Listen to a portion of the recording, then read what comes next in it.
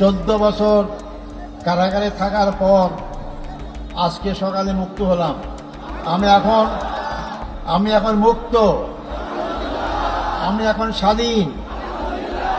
এটা স্বাধীন দেশে আমি স্বাধীন নাগরিক একজন। সম্মানিত ভাই ও বন্ধুগণ, যেহেতু আমরা রাস্তা বন্ধ করে এখানে সমাবেশ আয়োজন করেছি যাতে জনগণের কষ্ট না হয়, এবং আমি তোমাকে নির্দেশ দিয়েছেন খুবই সংক্ষিপ্ত কথা বলার জন্য, আমি শুধু কয়েকটি বিষয় আপনাদের সামনে কথা বলবো। আল্লাহ যদি তৌফিক দান করেন, যদি বেঁচে থাকি অবশ্যই আপনাদের সাথে বারবার দেখা হবে ইনশাআল্লাহ। আমি সর্বপ্রথম আমাদের মহামান্য আদালতকে ধন্যবাদ জানাইতে চাই। তারা ন্যায় বিচার প্রতিষ্ঠায় একটা অগ্রণী ভূমিকা পালন করছেন।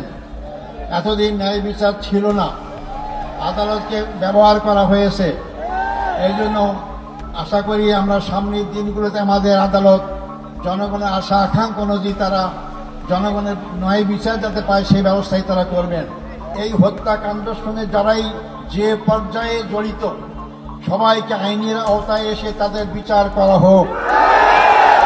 আমি জোর করে আবার বলতে চাই, যারাই হত্যাকাণ্ডের সঙ্গে যেখানে যে পর্যায়ে জড়িত সবাইকে আইনের আওতায় নিয়ে এসে তাদেরকে বিচার করা হোক। নাহলে এই খারাপ সংস্কৃতি চালু থাকবে। এখান থেকে বেরিয়ে আসতে হবে আমাদেরকে। আল্লাহর প্রতি বিশ্বাস, এটাই তো আমার অপরাধ ছিল, আর অপরাধ নাই।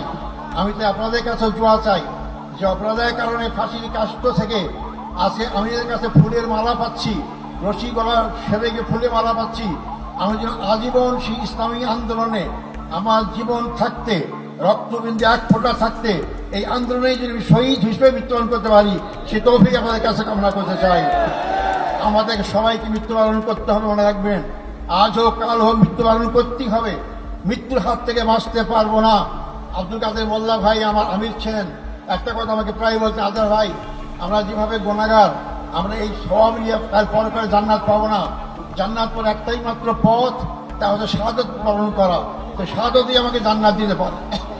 তাই যে দল, যে জাতি, যে ব্যক্তি শাহাদাত তামান্না করে এগিয়ে যায়, সেই দল, সেই জাতিকে কেউ দমাতে। যার উপর জুলুম করা হয়েছে সেই আল্লাহ তাকে বাঁচিয়ে রেখেছেন, সেই মহান রব তাকে আমাদের বুকে ফিরিয়ে দিয়েছেন। আলহামদুলিল্লাহ রাব্বিল আলামিন।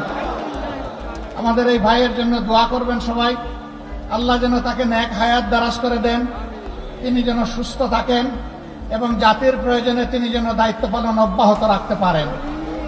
সম্মানিত ভাইয়েরা, ফ্যাসিবাদ বিরোধী আন্দোলনে এখানে বলা হয়েছে আমার নেতৃত্বে পতন হয়েছে, মোটেই না। এদেশের 18 কোটি মুসলিম মানুষের সম্মিলিত চেষ্টায় সরকারের পতন হয়েছে। আমরা এই মূল ক্রেডিট আল্লাহ তাআলাকে দেই, আর জমিনের ক্রেডিট সমস্ত এদেশের জনগণকে আমরা দেওয়ার পক্ষে।